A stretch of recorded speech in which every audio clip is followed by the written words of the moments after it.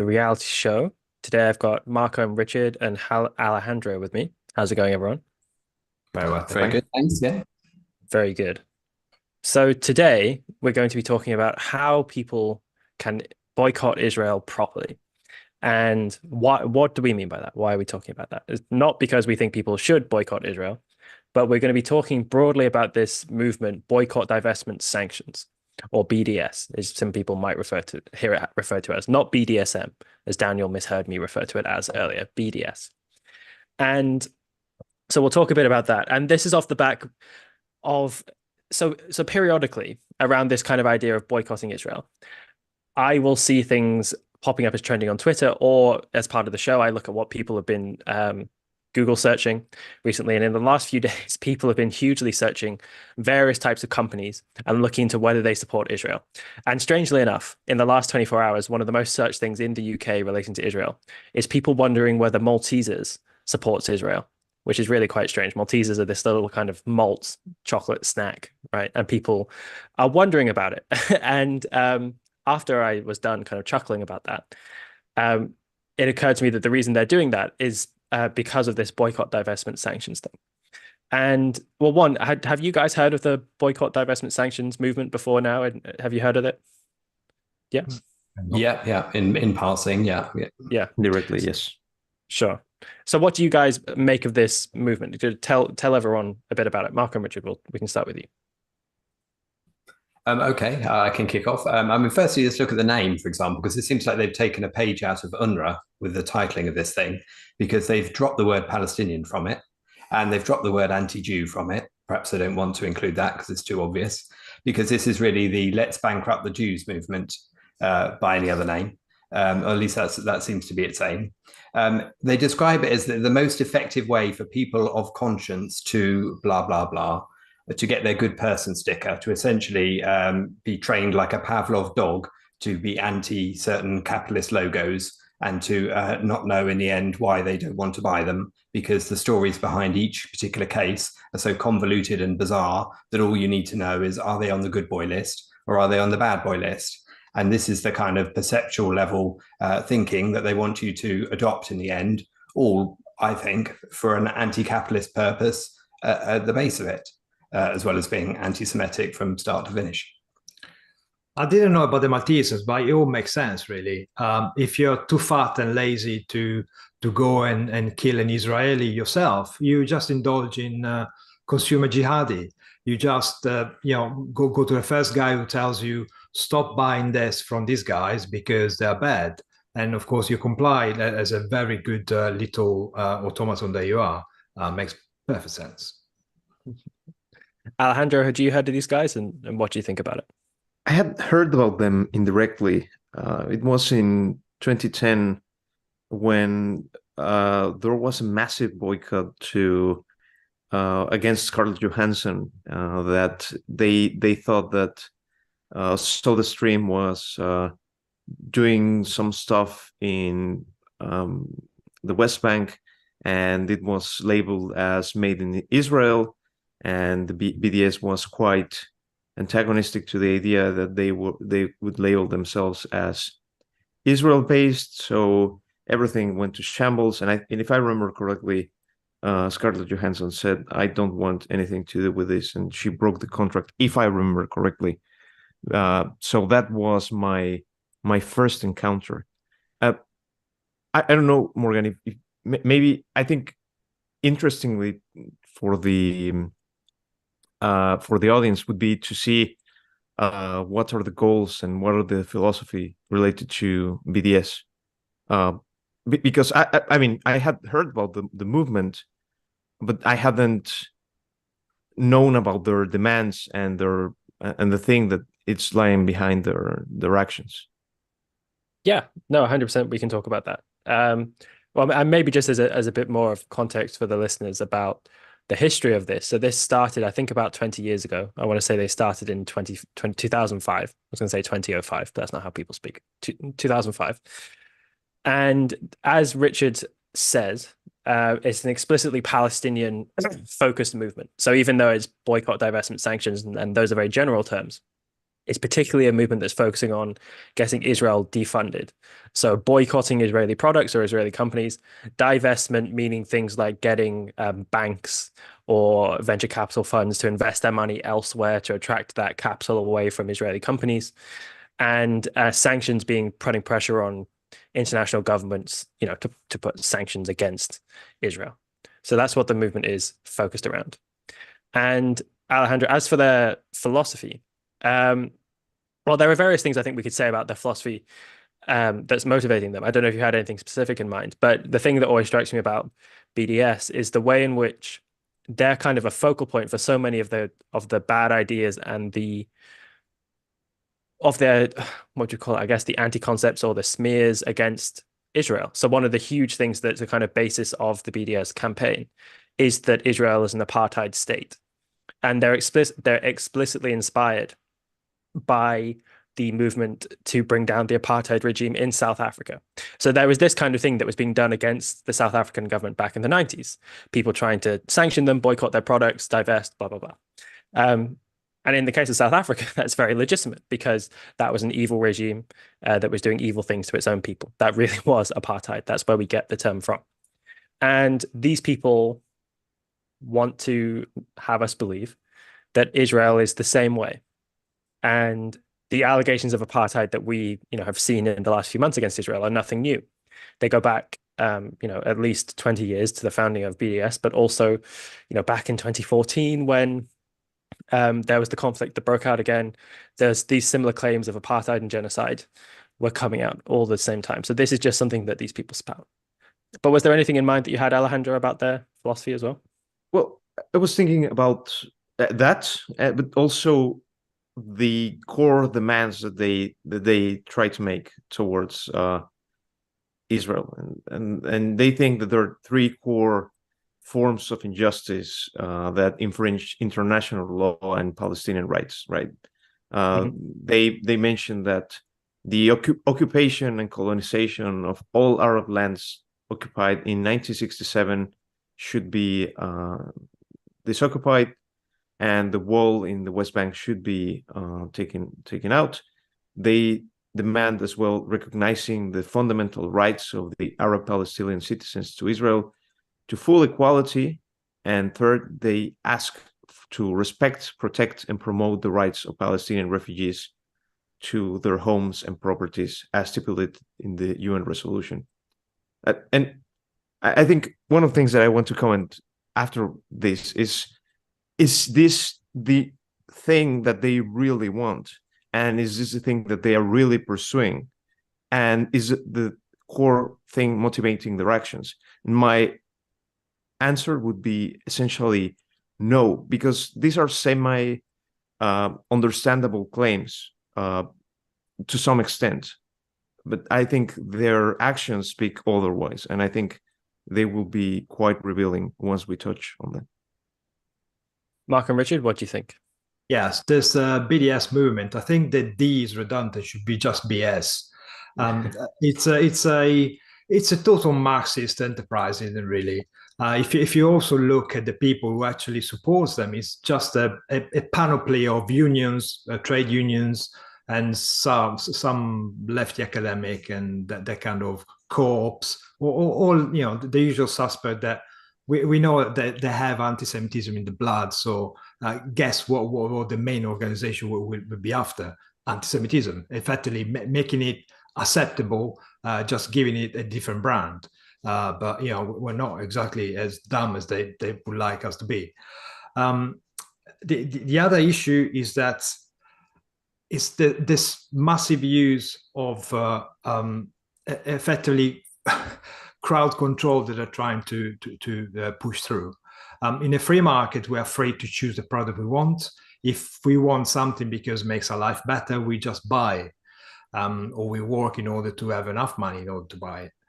And these guys are effectively going to all these, so far jihadi people, and effectively telling them, do not judge, we tell you who's good, who's bad. Do not think, we tell you what to think. You just comply. You just have to give up a little bit of your freedom to choose the products you want. it's for a good cause. And then next week they come back, eventually will tell you, just give up your freedom for something else. We just come out from a big exercise in fascism during the lockdowns, and these things are still a purchase in the wide audience, mainly because it's massively tribalist thing. Muslim, therefore I will comply. That's why Indonesia and Malaysia, which are some of the largest markets for some of these companies, are actually recording a drop in sales. And again, these dumbos are using those news about the drop in sales as a validation of their techniques. They're effectively saying, "Oh, look, the sales have dropped in the southeast of Asia. Therefore, our campaign is working." Totally oblivious of the fact that China is going down the pan economically, so that might have contributed. But why get in the way of the truth? Yeah, I mean, I don't mean to diss Alejandro's profession, but economics is often used to prove its own aims at the start. And when it comes to explaining why a downturn is caused in a given sector or a company, this is the same technique that's used. So latch onto it, claim that it's because the BDS is working, and that an ill company can be made even iller if only you boycott it more. That's the call to arms that they're offering. I think it's telling that this whole movement was started even before the disengagement from Gaza, even before Hamas was elected as the chosen people to run Gaza by the Palestinians. And then still this movement has continued and grown ever since, in every year since. And of course, these are the kinds of lists that you only get your companies added to. They never, ever get removed from, because there's not even by their own measures is there any form of apology or change that justifies being removed from a list, because it's all about attacking and punishing you. So I think, and also one of the things they talk about in their aims is the collective buy-in of other movements. So it's trying to make your gang bigger by associating yourself with other gangs who also want to attack a given company, so that you can get a real mob going who can really go for a company and attempt to drive it out of business. I think, of course, in one of the little videos we were shown, they pointed out that you shouldn't be wasteful. You shouldn't destroy the products you already mistakenly bought from one of these companies that's now on the list, because obviously that would annoy the environmentalists. But from this point forward, you should buy less products, which of course pleases the environmentalists. So all of it starts to fit together as all agendas aligning when it comes to how can we attack big companies and try and bring them down, rather than allow people like, for example, any group of people to thrive on their own merits and achievements and develop their own products. Yes, there's something about boycott, divestment, sanctions, which has very much an association, I guess, of intersectionality with it as well, because they say that they see themselves as being a movement for also fighting sexism and racism and all this kind of stuff. So although they're explicitly concerned with Israel and Palestine and so on, they view part of what they're doing is combating all these other things as well. And all of these other things are in the mix. So that it's a real kind of prism through which all these kind of various ideas get lumped in, right? And I mean, something that was interesting, I don't know if you guys spotted it in the articles that I sent you, is that one of the critics of boycott, divestment, sanctions is Norman Finkelstein, right? Who described them as a boyish, sillyish cult. And it's a peculiar thing looking at these bad people when suddenly they say something, a broken clock is right twice a day, it seems. Although he said that he agreed with their aims. And there's something about, so I mean, and just to be, I guess, more serious, there's something about boycotting and divestment sanctions. Those, I don't want people to think that I think that those aims are bad things in the sense of those are bad methods. If the goal you're pursuing is really a just goal in a different context, not surrounding this, then that's perfectly appropriate. So I think people, if you think there's really something immoral going on, if there's a company that's doing something that's immoral, I think it's perfectly legitimate to boycott them. to say, I'm not going to give my money or my sanction to these kind of immoral practices. And I think that's a perfectly legitimate way to conduct yourself in the world. I think it's required under lots of circumstances.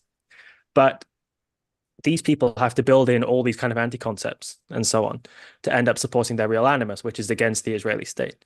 And so there's this claim, one of the things that they want, so one of their major claims is they want the right of return for the Palestinians, which is a very controversial idea, because the right of return is the idea that in effect anyone, including their descendants, who's Palestinian, has the right to return into Israel as kind of full citizens. And there are some suggestions that they take their homes back, even though lots of these homes don't actually exist anymore. But this is something which lots of people criticize as, in a sense, being the destruction of Israel by stealth. Because if you're letting back a lot of people who are anti-Semitic and who think the state of Israel shouldn't exist, then that's something that's just going to tear Israel apart, it seems. So what do you guys think of that idea of the right of return? It must be something that you've come across in recent discussions. Alejandro, what do you think about it? Well, Morgan, you mentioned a lot of things that I think they are quite important and quite relevant. First of all, you mentioned how woke, Western, postmodern they look like. And one of the core things that they that I think was distinctive of this movement is that they don't argue for something in particular. They argue against things. And even the things that look like their core goals, they are actually negatives. And I think, first of all, that looks quite postmodern and very similar to the current radical left in the West today, which doesn't advocate for anything in particular. They just advocate against particular things. And I think that's actually one of the oppositions that Finkelstein is taking. As you know, I'm not a fan of Finkelstein, but I think one of his core objections against the movement is that they don't advocate for a two-state solution, and they just argue against a Jewish state. And I think that's quite revealing about the kind of movement that this is. Now, you mentioned as well the usage of anti-concepts. And I think one of the things that you see constantly popping up whenever you read about the statements of BDS is how they use the concept of colonialism, and part of that is the return to land. And I think one of the most difficult things to sell to normal and semi-rational people is the notion that you, and even to you, to oneself, is that you don't have any value, and that the fact that you lack all value is the thing that gives you right to your land, to land or to something. And therefore, the best way to put it is by two ways. First, you create yourself as a rightful owner of something, and then you say that you are a victim of someone else. And that's been quite common through history. They didn't invent this. The Soviets were quite good at using this framework. The notion that, hey, I'm not poor because I'm bad. I'm poor because you're rich. And I think this is quite similar. Yes, we kill people, we rape women, we treat really badly LGBTQ people, but it's not because of us. It's because we are a colony and we're paying for resistance, and we just want to claim back our land. And I think those anti-concepts are a way to frame yourself and to semi-rational people think so that they don't question too much. For yourself is to keep your false self-esteem, and for them is to more or less give you the sense of you being correct. Mark and Richard? Well, you were asking about the right to return. Of course, that's an old chestnut, which is mentioned every time um, somebody wants to argue for a destruction of Israel, but not put it quite in those ways. They know exactly that a right to return would imply the swamping of the Israeli state with the Palestinians, effectively, people who are avowed to destroy the state itself. So a right to return means destruction of Israel from within. And of course, all these spurious claims about land and blah, blah, blah. I mean, what is it, 76 years ago, Israel was declared a state. There were logistic movement of people. There was already a good 500,000, more than 500,000 Jews already living in the area. The people who actually have a right to return are very, very few. The people who was actually dislodged or moved or choose to move away when Israel was formed are very few and very few, not many of them are left alive. Still, the so-called Palestinians, the people who live in Gaza and the West Bank, keep insisting on their status as fourth-generation refugee, keep insisting on their right to have land that somebody had at some point. But it's totally spurious to stop at 76 years ago. What about the Greeks? There were Macedonian over there. What about the Ottomans? What about the Romans? What about the Phoenicians? Where do we stop? Are they all entitled to go back? It's just ridiculous. It's just a veil to hide the destruction of Israel or an attempt to undermine the state of Israel as such. The same as all this movement, the veneer of boycotting the economical aspect of things is actually just very shallow. If you actually look at the website itself, most of it is about Palestinian getting rid of Israel, really, one way or the other. Different ways, different brands, different methods, and as Alejandro said, Finkelstein hates probably the fact that the guy who founded this movement is actually, I think he's a Palestinian born in Qatar. That's where Hamas hides, and he argues for a single state, which effectively implies the right to return and effectively destruction of Israel from within. And Finkelstein doesn't like it. We like to crush Israel in a more blatant way.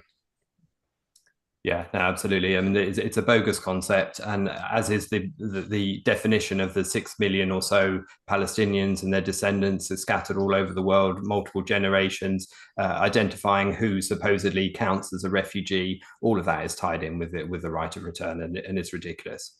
I think one of the things that we the title of this episode, for example, how should we boycott Israeli products, and all the ways that they don't want to do it. For example, because Israeli products are extremely useful and have benefited the world enormously. So, for example, they're not going to boycott the scanners that check how your brain is working when you've got a medical condition in your head. They're not going to check the ultrasound that looks for tumors in you. They're not going to check, all of the drugs that help save you from multiple sclerosis or help you live with it, for example. They're not going to make you ban those. They're not going to ban all the technology that is in your mobile phone, or the data storage, or all of the things that benefit you and the world that the Israeli companies have developed for years. I mean, right down to cherry tomatoes. They're Israeli as well. What are we expecting? A mass destruction of cherry tomatoes, like a Spanish tomato bashing festival? I mean, it's just stupid. It's ridiculous. And of course, on the other side, where are the Palestinian products? Where are they? What are they experts in? Spades, tunnels, in black and white scarves. And I'm not talking about Newcastle United. I'm talking about the kufia, whatever it's called. So yeah, I mean, and that's part of the issue when you look at it. If you look at it's an attempt to tear one side down because of its creativity, its productivity, its use of merit and talent, as opposed to trying to raise yourself up through your own use of those very same concepts. they're good at building missiles, that monkey missiles that destroy their own hospitals, but I don't know if anyone is interested in those. Probably not. Yeah, I mean, just since you mentioned it, Richard, the keffiyeh. I noticed, I don't know if you guys see this in London, but I noticed people wearing that all the time recently. So especially when I went to Glasgow, which is a very lefty pro-Palestine city, there were people wearing the red and the white and black ones just everywhere that I that I went. I even saw a girl who was dressed very clearly in the colors of the Palestine flag. She had the keffiyeh around here, and then she was wearing the red, black, and green, right? So this is something people are obsessed with. How else do Uh, you say you're a good person? How else do you know, you're one step away from a full burqa, aren't you? She must have been so proud of herself. yeah, probably. Um, so yeah, it's the boycott. Yeah, so one of the ways that BDS advances boycotting, because they're in a sense, I don't mean this in any way complimentary, they're quite a sophisticated movement in the sense that they've really thought through how they're going to do it.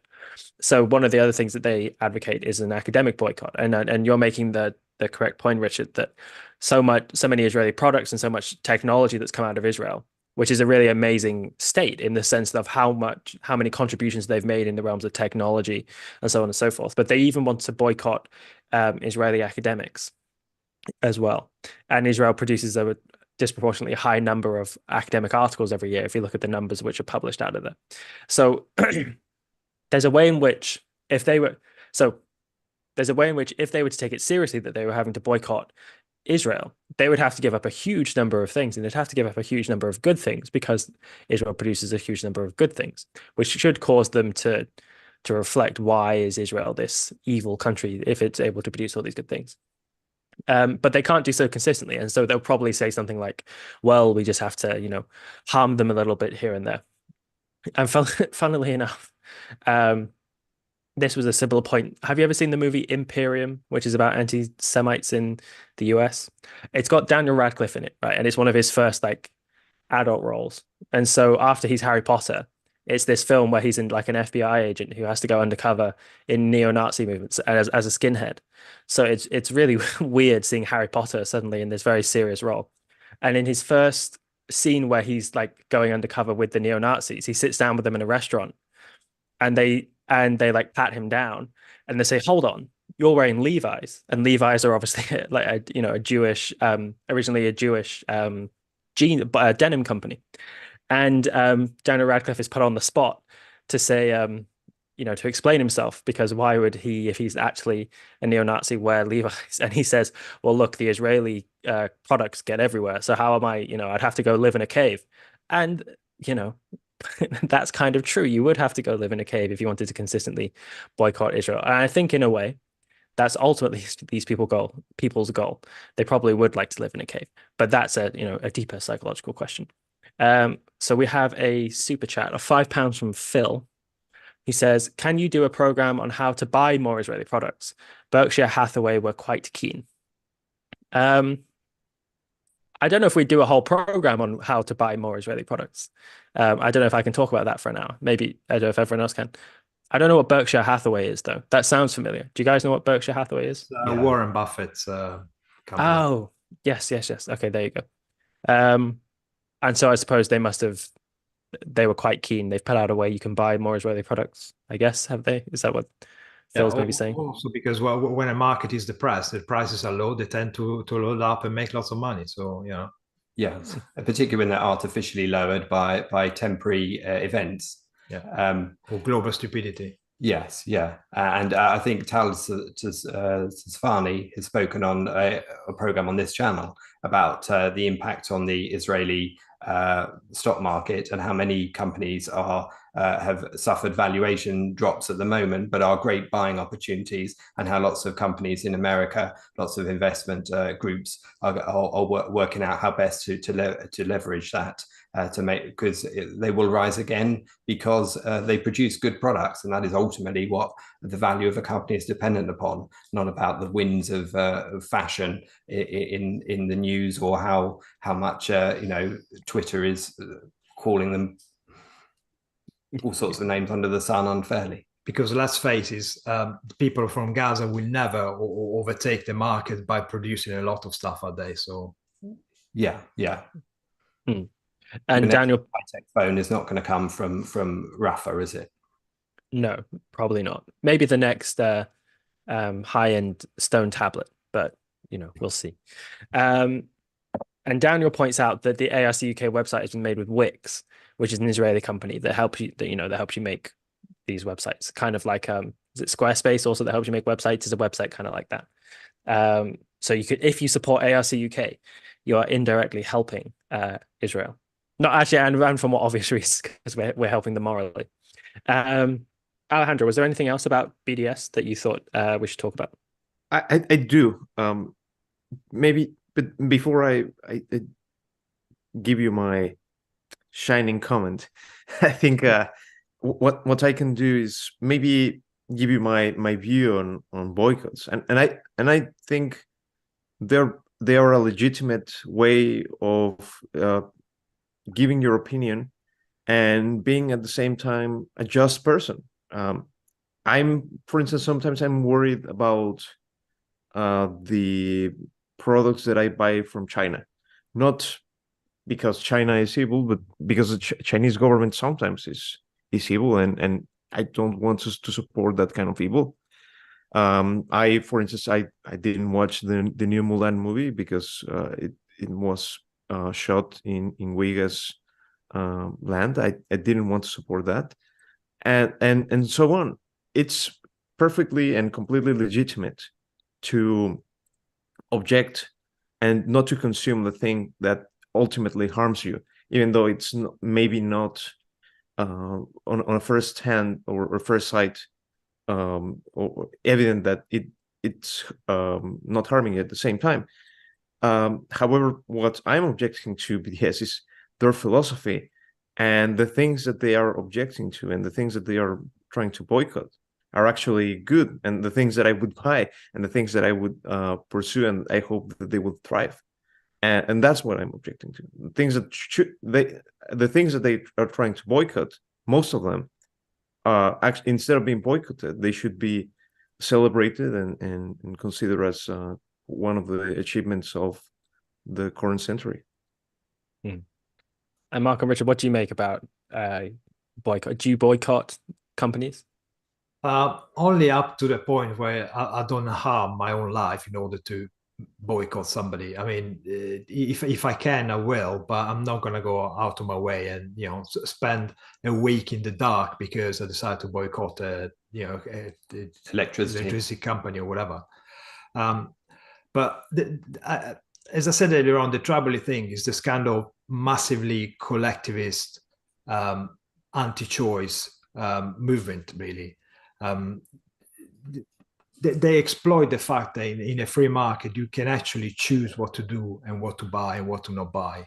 And they're trying to push a place where, first of all, there's nothing to buy because they don't produce anything. They're living out of handouts. But they're trying to push a place where the freedom of choice wouldn't be there in the first place, where you would only be allowed to buy what the state wants you to do. And they're just trying to form a little army of people used to be told what to do and how to react, and that's a real pernicious way of this kind of movement. It's the second-hand nature of it all, just making you behave like a good soldier. Don't think, we tell you what to do, and that's the thing that really makes me nauseous about it. And this sort of collective group of Marxists who supposedly care about the workers are harming or attempting to harm all sorts of workers everywhere, who have nothing to do with even the country that is allegedly the reason for attacking a given company. So you're going to have Arab workers as well as Palestinian, as well as Israeli workers in many of these companies in Israel and in its other companies in these global companies across the world, and you're punishing them all for it. A very collective punishment that you cry against at other moments in your arguments. So it's and of course it's affecting things like the currency that all of the people in Israel, even those Arab Muslim residents of Israel, use as well. So all of it is at best short-sighted as well as being misguided from the beginning. It's it's depressing to see. And I think one of the other areas that we haven't spoken about is some of the cultural events which they also have chosen to attack, including things like Eurovision, for example, because Israel is going to be performing at Eurovision. I think it's had to amend some of the lyrics in its song in order to be able to stay in the contest. I read that, but it's still going to be in the contest, and therefore they're calling for a ban on Eurovision as a whole for every nation competing in Eurovision to essentially and every singer in the contest to be punished, and as well as for things like the Olympics coming up in Paris later this year, and sporting events like football and stuff, as well as where trying to hound and threaten performers in music performers, for example, from daring to hold a part of their tour by appearing in Tel Aviv or whatever, all of that, which there's often comparisons made with Russia and Ukraine and some of the restrictions put on Putin so that he couldn't laud it on the big stage after aggressively invading another country, Ukraine, in an unprovoked manner and not in a form of self-defense. But people drop all that context when comparing this. So they make the bogus claim that because you can do it against Russia, you should do it against Israel, which just shows a lack of conceptual thinking. Yeah, absolutely. And that's something which, it's all the time around these people who they can recognize that there's a problem with Russia and Ukraine, and yet they're hugely anti-Israel. And it's not actually, logically, it doesn't make any sense at all.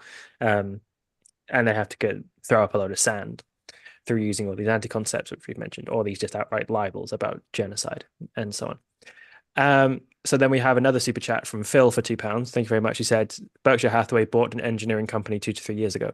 Yes, now that Marco and Richard mentioned that it's Warren Buffett, I remember an anecdote from Ilan Journo's book where he bought up, I think it was billions worth of this Israeli, there was this one Israeli startup where I can't exactly remember the story, so maybe I shouldn't tell it, but this guy started a tech company originally out of his garage and he grew it to a multi-billion-dollar company. And Warren Buffett sort of, bought it all up and was really enthusiastic and wanted to invest heavily in Israel. So I guess maybe that's what people have in mind. And Daniel says, it was hard to get bubble tea in London last time I was there. A lot of PLO flags in the windows. Yeah. I feel, maybe this is my toxic masculinity showing, but I'm embarrassed to say I quite like bubble tea. And unfortunately, the people who seem to work at bubble tea stands seem to be these kind of people. And there are lots of these companies which are quite successful in the market, and so have these brick and mortar shops on successful high streets, who I guess have quite a lefty company ethos in a way, and so will put Palestinian flags in their windows. So, there's this company Lush, which, sells kind of cosmetic products and bath bombs and all this. And then whenever I walk past one of their shops, it's happened 2 or 3 times now, there will be a Palestinian flag in the window. Now, I think as a company, although I think they are quite lefty, I think they've said that they don't, that's not their policy. They don't want to do that. But very clearly their workers get away with sneaking them in the windows every morning. So there's a peculiar phenomena of all this stuff going on. And Palestinian flags are sort of very common in Edinburgh. I don't see an Israeli flag ever. Marco, anything else to say on these issues, guys? Well, I think that the most efficient way for them to push for harming Israel would be actually to argue for more money for UNRWA and the UN generally. That probably would be the most efficient way of harming Israel. But of course, they've got all sorts of humanitarian souls across the world who could be harvested to pay for that and to ensure that the leaders in Hamas can grow fat and live off the proceeds. I wanted to mention the fact that some of these businesses are franchise businesses, including McDonald's is a classic example, and the supposed crime that McDonald's have caused in these people's eyes was the fact that they were offering food for soldiers and rescue workers in the immediate aftermath of October 7th in Israel, in the franchise in Israel. Given what was known at the time about those circumstances, you would think that rescue workers going in to retrieve corpses, to help raped women, and all of those things, and you're going to boycott them because they were given free hamburgers. I mean, that seems ridiculous. And then when all of these companies get thrown up, you get different kinds of companies, and you think, well, there's almost nobody you can get a hamburger from, unless, of course, it's presumably a halal hamburger with a Palestinian flag in the window. I think lots of these things, particularly on the local high streets and stuff, when you see big Palestinian flags in the window or whatever, it's a bit like on election times when some shops stupidly seem to stick things like "Vote Labour" in the window, and obviously only want Labour voting customers in the 4 years between every election, because that's what they're calling for. They're saying, don't vote, don't come and shop here, don't buy your sticky buns here at this bakery if you don't support the Palestinian cause as they see it, or the Labour Party, for example. So I think all of that is again really short-sighted thinking. Alejandro?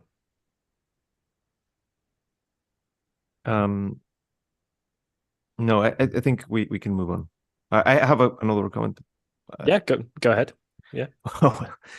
Well, so I promise you that when we started talking about this, we mentioned the philosophy, or the alleged philosophy and the alleged purpose of the movement. And I think it's sometimes important to ask, does this movement act as if they want to achieve these goals, or are they working as a facade for something else? And why would they be using this facade instead of stating the other goals?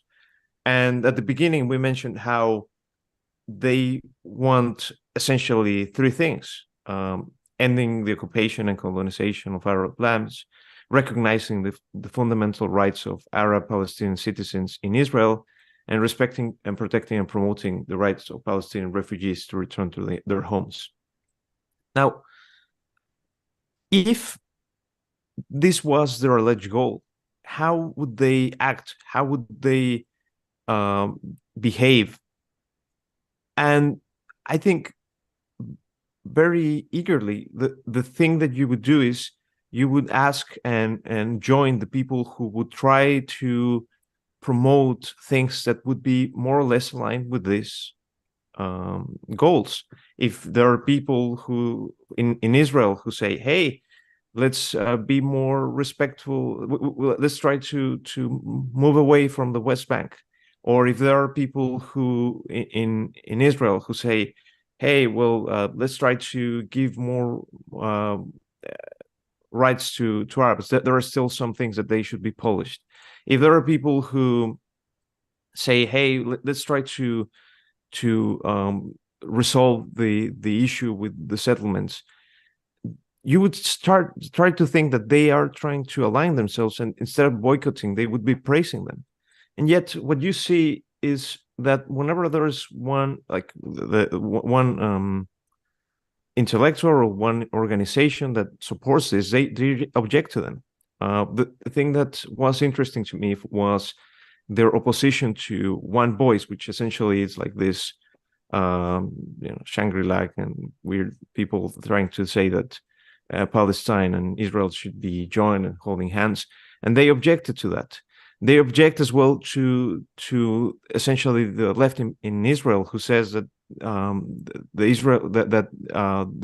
the West Bank should be tried to be resolved. The issue with the West Bank should be tried to be resolved. They object to that. They object to the notion that the Jewish state should be in Palestine, and I think that's the most salient notion in their own statements. And I think that's the most revealing thing. The real goal, in my view, is not trying to resolve their alleged goals. Their real goal is they don't want Jewish state nearby them. And if you confine that with the notion of, or the question of why why they don't want Jewish land or Jewish state, if in reality, living by all means, one is way much better as an Arab in Israel than in Palestine. Then one should ask themselves, what is the reason for why they would be asking that? And I think the motivation becomes more clear. It's a tribal objection. I don't want that kind of tribe. I don't want that kind of people. I don't care about rights. I don't care about welfare. I don't care about being in a better world than today. And therefore, that's what we want to remove from our society. And that's why you see them opposing McDonald's. That's why you see them opposing Starbucks, despite that they don't have anything to do with the conflict. They don't want the good things. They don't care about being better off. They want Israel out. Yeah, and they've showed it more than once. When Israel handed over the Gaza Strip, all the infrastructure built by the Israeli that were there when they were removed by their own government was destroyed, wasn't it? Because they couldn't even live with the idea of using infrastructure which was Jewish. I mean, that if that doesn't speak about tribalism, you tell me what. Yeah, absolutely.